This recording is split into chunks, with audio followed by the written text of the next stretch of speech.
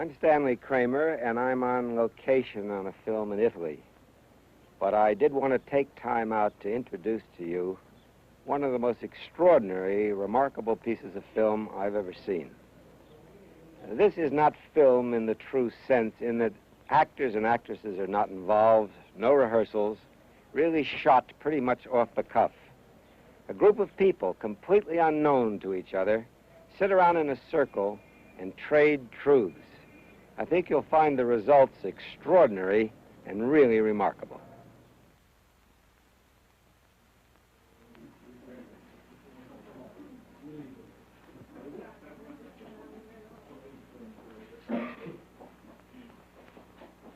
There isn't enough time to show what went on with all of the group members during the 16 hours that they met.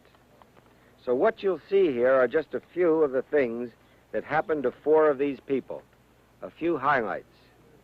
The question they examine is, what is it like to be oneself? What are other people like when they are themselves? All of us are pretty good at carrying the secret of our own loneliness. Now, these people will try to discover the secret of being together. If you find yourself feeling like a peeping Tom while you watch this, as though you're watching something you're not supposed to see, I want to assure you that the people not only agreed to be photographed, but are eager to share these aspects of their lives in hope you might learn more about others and thereby about yourselves.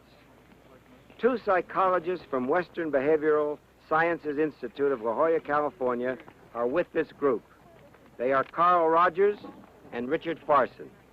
Carl Rogers breaks the ice. Well, I'm glad we all had a chance to have dinner together because that gave us a little chance to get acquainted, at least with a few of us. But I feel as though we really are strangers to each other in spite of that. Lots of geographical distance and occupational distance and everything. And I feel like saying just 1 or 2 things to start with, from my point of view. One is that this is our group. We really can make of it anything we want to make of it. And I think that it is an opportunity to be in the group as fully as we can, maybe in some respects to try ways of being or ways of relating to each other that we may never quite have had nerve enough to try before, where in an ordinary life situation it just seems like it's too impossible. I feel a lot of anticipation about this group. I really look forward to getting to know you. And at the same time, I'm apprehensive, and I don't think it has much to do with the lights and the cameras. I think I'm always a little apprehensive in not knowing what a given group is going to be like. I don't know who we are, how we're going to get along, whether anything's going to come of this. So I feel a very double feeling. I feel excited and full of anticipation, and I feel a little on the scared side, too.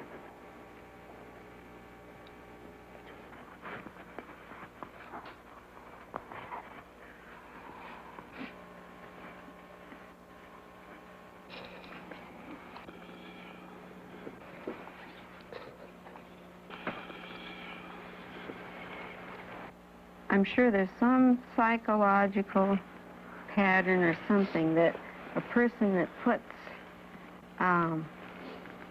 great importance or can give to a dog or an animal, there's something that relates some way in the person, and I'm curious because this is an important part of my life, this cat, and I don't know whether I'm giving this affection and love to the cat because I can't give it to my husband or because it was its children. I feel like it might be in either one of those veins. Or because what? Children. If I'd have had more children, that the boys are gone. Although I've had cats ever since they were small, the cat has become more important to me since the children are grown, and I can't give the affection to them and have never been able to give to my husband like I have wanted to. I get such a very strong feeling that you want so much to be loved and appreciated. Mm-hmm. In fact, if somebody gives me a little attention, boy, I'll just, bleh. I fall to pieces. It just does wonders for me. It's just like magic words. And I beam. I know I do. I react to people that say nice things to me. Whether it's just, you look nice today, you have a nice dress, or your hair looks nice. Even though I see through this, I realize these are little things that we all just say to each other, but still, it turns me on. You'll gladly pick them up even if they're crumbs. Mm-hmm. I do. Boy, this is pretty damn pathetic to feel that your cat is the only one that really likes you as you are. Mm-hmm. You don't have to put up any pretense there. Mm-hmm. As far as people are concerned, I, in a sense, like being around people, but I only like to go up to a certain point. Then from there, I don't like to get too close to people. For example, if I got to know you, Keith, better, at least the way I feel now, then I wouldn't want to get to know you too well.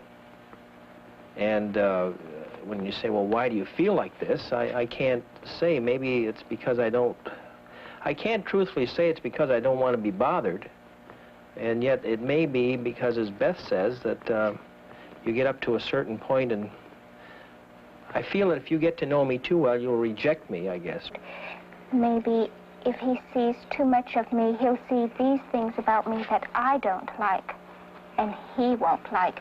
And by his not liking it, he just makes it that much clearer to myself. But I don't know where the change comes or how it came, but perhaps I have a little more courage. But I'm not satisfied with these relationships that end just there. I mean, I would like to really have enough love in me to see the person all the way through and see certain things about him that I don't like, but I still like all of him. To have enough love there for these people and to find this love in return for me, that with all my limitations, all my faults, all my shortcomings, that I can be really loved. Then I think it will be a fulfilling relationship. I have these in it. After a while, it's, this type of relationship that you say you form, it's just not enough. And in this group, I hope that I can love every one of you and have every one of you love me. I don't know whether I can or whether I what it's going to have to happen. Here's the way I see you. I am a beautiful Eurasian girl, and when I talk, a little bell tinkles inside of me. And that's all there is just beauty and light. And I think that's lovely. I respond to it as a man and as another person. But I got to see something else, too. I want you to know that I'm going to, when I hear that bell tinkling, I'm probably going to remind you of it. Something. You're sort of saying you don't buy that as being all of her. I sure don't. And it's been showing in your face. Yeah. Quite a while. Does that annoy you? When I talk, I can see him. Is that a source of annoyance? It's just the same as, I think we each got sort of styles, and they are great styles, some of them. But you gotta get through mine, I gotta get through yours. Because we don't want to get caught in each other's styles. Our way of coping with the world. I think that's her way of coping. I look at you as you're a little China doll. And if I get too close, you're going to break. And I almost like a child. I'm saying I know that I can break, but I want to find out what's in there. I don't see myself as a little China doll. I remember one time, before I was married, going out with this very nice, well-educated, handsome young Frenchman. And he looked at me as a little lotus blossom. And I told him, I don't want to be a goddamn lotus blossom. I'm a real person, you know, just give me a chance. I mean, I don't know how, but... Do you think we aren't going to give you a chance? I think I will find it here. I think I will have a chance here. I'm sick and tired of being a... Maybe I present myself this way. I don't mean to. I don't want to be a goddamn little China doll ringing a bell. I mean, I want to have something really to say.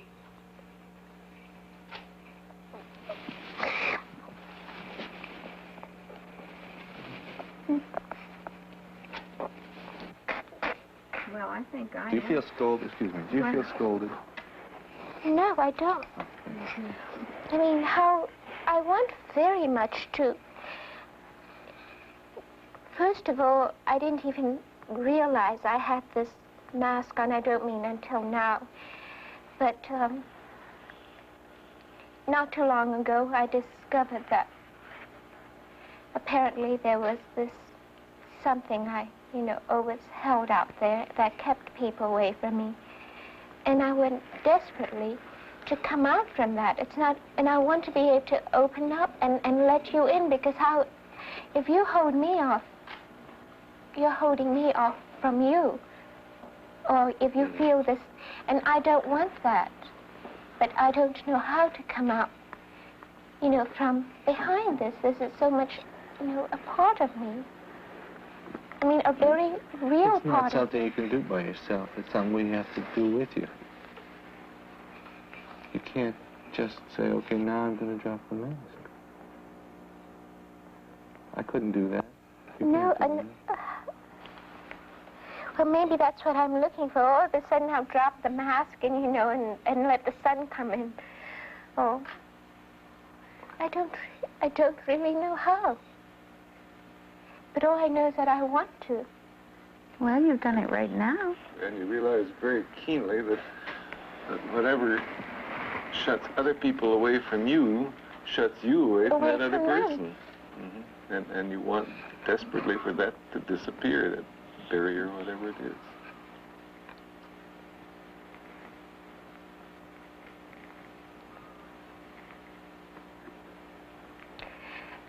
I think my husband has done a little of this for me. Most of the fellows that I've dated have, you know, looked upon me as either a lotus blossom, and I don't know, maybe I remind people that I'm Eurasian, and I don't realize I'm doing this.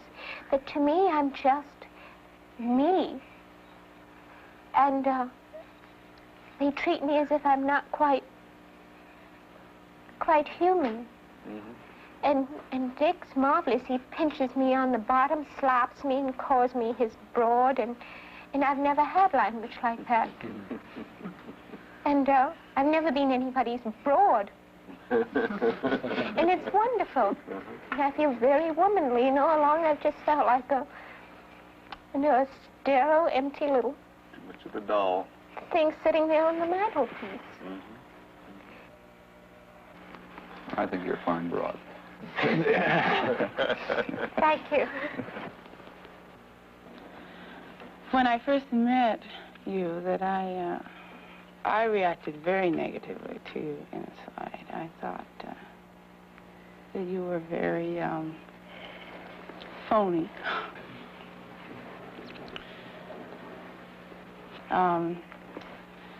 Maybe it was your voice.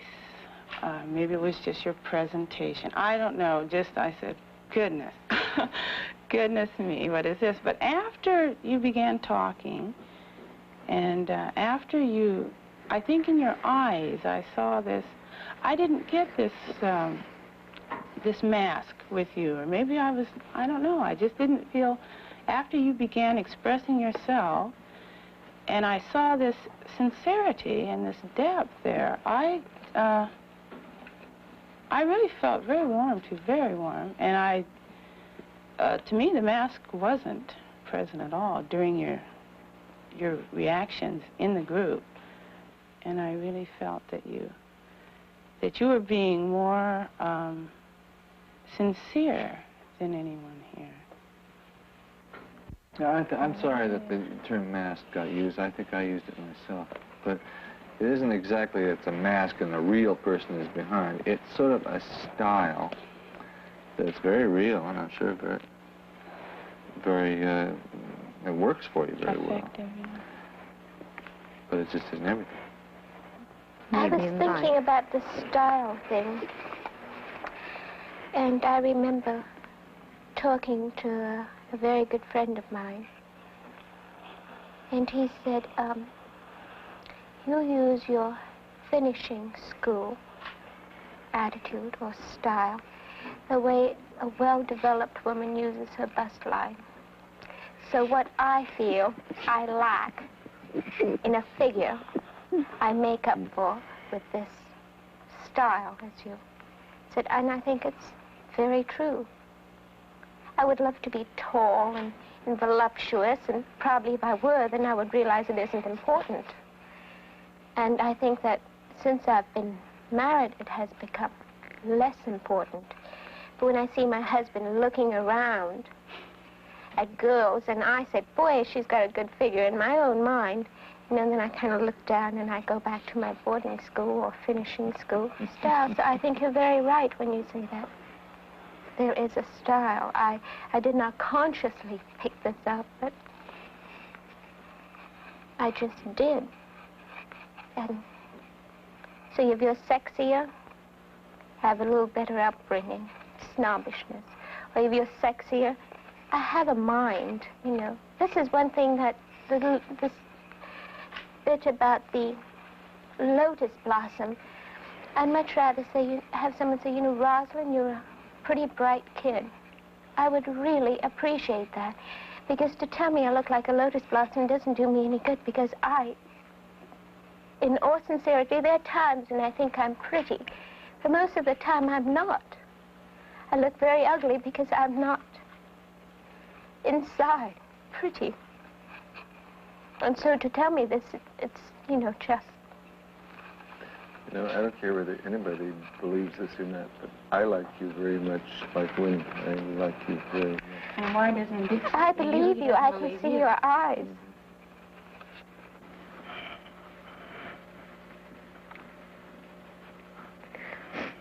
I think, Ross, for the first time I can understand you now. Like I understood what you were saying then, but I sort of feel that I can listen and hear what you're saying. And now I can. I thought we might go through this without getting to know each other.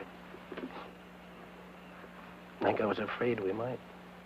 You're not afraid of that anymore? No, I think you're going to make it? I hope I'm going to make it. I hope so, too.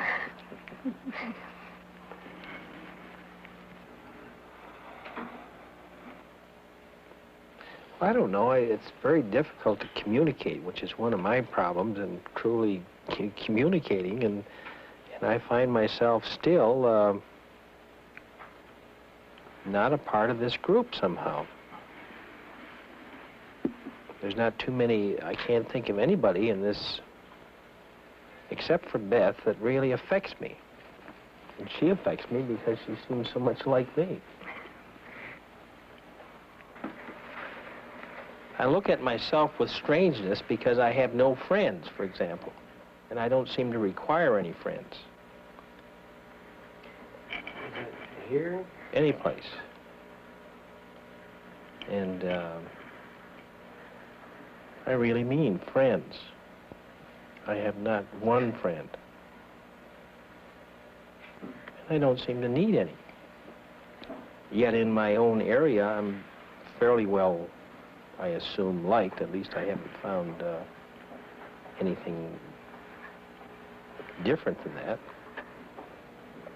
I don't seem to, and this is a shocking thing because I feel I'm all wrong, that I do need people, and yet I don't seem to, at this point, need any of you.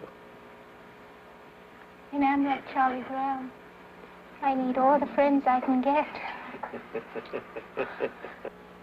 I mean, it's a marvel how you can really feel you don't need people. And I need every one of you. And I don't know how to give to you if you need me. And this bugs me. And I don't care if it sounds like a tinkling bell or what, but it really bothers me because I'm very critical and I don't want to be this way. And how can I be loved if I don't love? But you're saying you need us because you like us, not the other way around.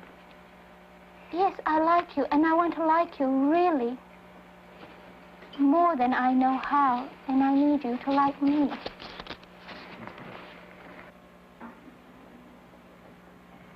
And how can you not need people? Well, as I say, I feel that's a wrong thing, but I'm trying to be honest at this point, and I don't know if I am honest even in saying it, but it's the way I feel. Not only in this group, but in any area. And it's a mystery because people seem to need other people. Not seem to, but they do. And yet I can't seem to realize this or really feel it, rather, is what I'm saying. And there's a slight feeling that at this session that there's something wrong with this feeling. Is there, you say you have not a single friend. Is there no one you feel close to or whom you feel you would let come close to you?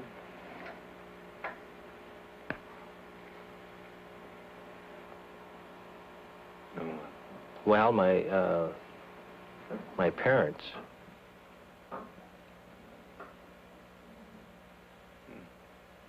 Outside of my wife, of course, but that's a different relationship.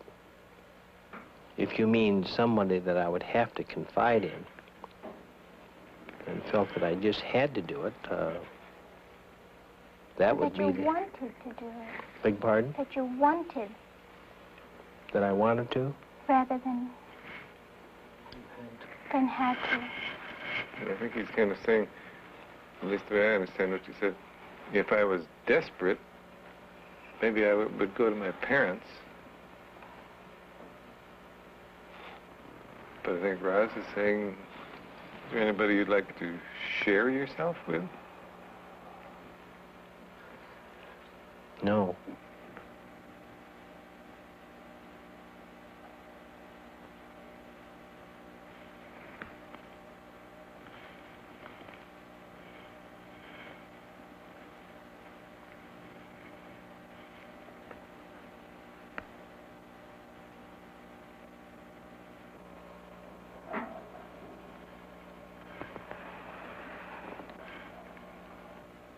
I used to blame him for everything that was wrong in the marriage, but I quit doing that because I realized it wasn't all he, that it was me. Now I blame me. I think it's all my fault now. I changed to the opposite side of the fence because I can't give the love and been able to give it back to him. That's why I have to give my affections to the cat. And I've told him so, and he knows it. And he still loves me anyway.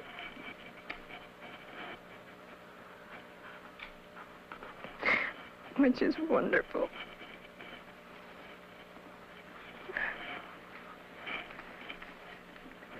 For a long time, I didn't think he did.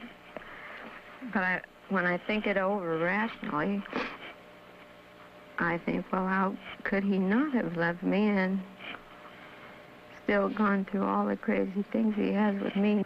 I just keep having the feeling that if you shared with him some of the things you've been just sharing with us, it would make some kind of a difference. thing to do. I can go to him and talk to him and tell him, and he listens. But he doesn't pat me on the shoulder and say, well, it'll be all right. Or that's about the most I get, is that it'll be all right. There's always a logical reason. He's so reasonable for everything. If he'd just once show me an emotion. I've never seen him cry. Sometimes I don't think he has any emotion. Without knowing it, she must be talking to you, Jerry. Oh, I'm pretty choked up. I wouldn't be able to say much. I think it's so wonderful that we can all sit here and feel each other's problems and cry with one another. What I have never had at home. Well, Beth, I, for one, this is the first time since we've been together that I've really cried right with someone. When others were crying in the group, I felt for them, but not right now. I don't know why, but I really...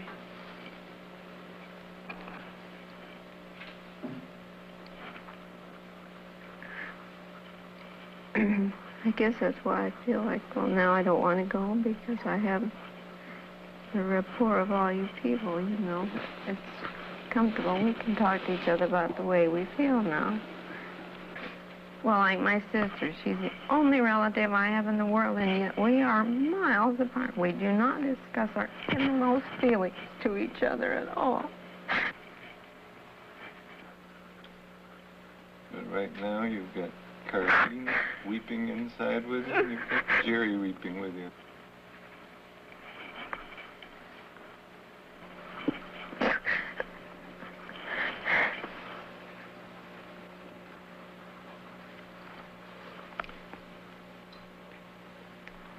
I want you to know, Jerry, that even if you can't talk, I'm feeling very much with you.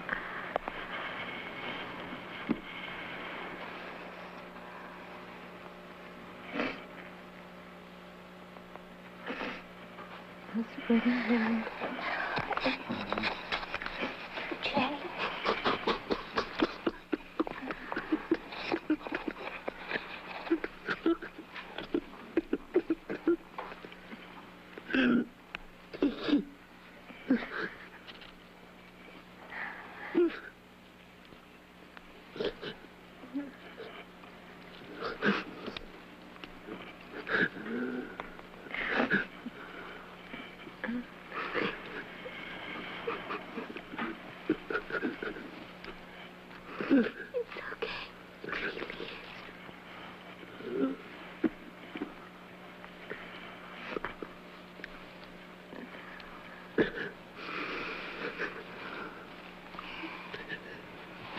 Thank you.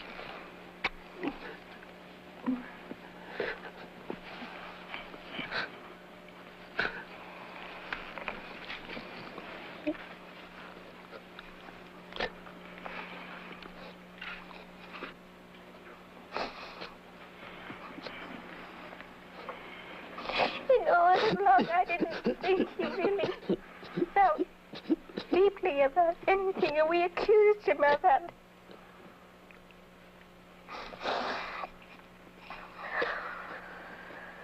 Been able to express his feelings either, has he? That's fine.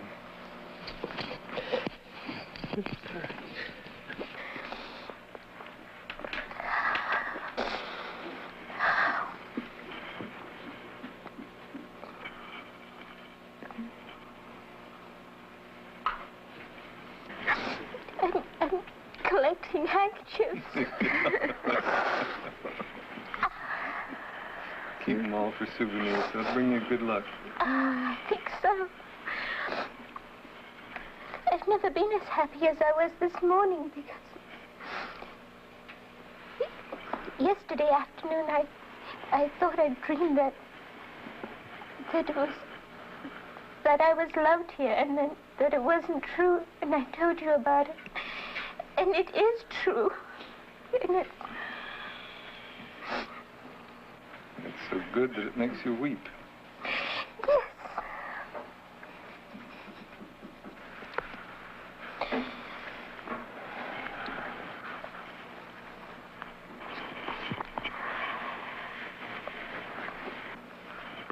Oh, it's interesting. I had a thought here when you were talking early on that my wife might say the same thing sitting where you are.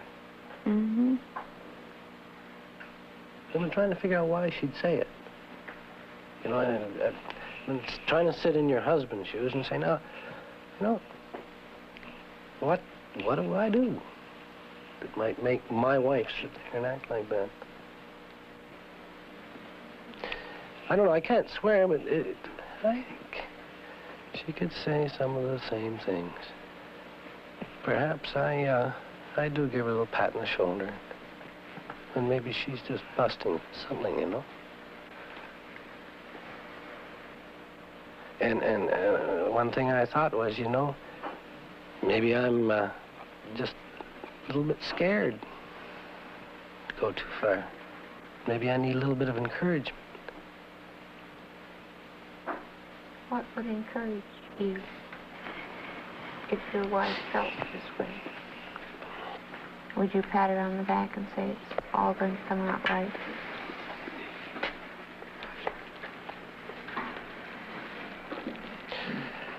I don't know.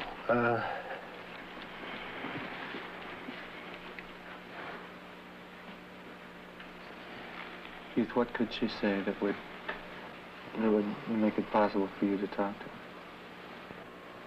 I don't know. If you had only one sentence to say to her, what would it be?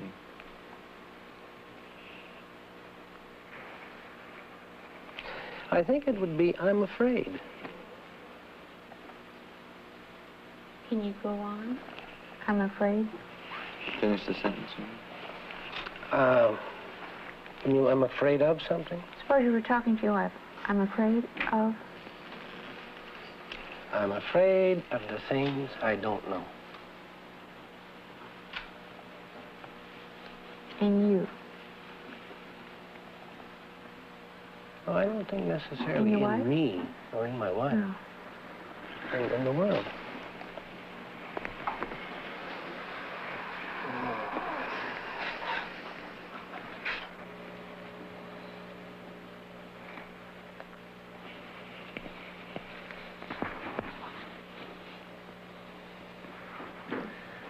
Carlene, who are those tears for?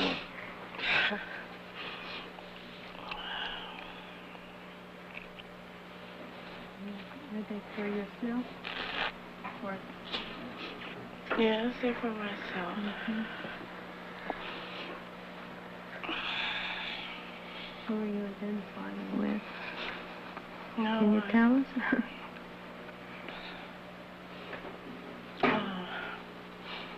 I wanted so badly to reach out to you, Jerry. I was just kind of boiling inside, and I couldn't do it.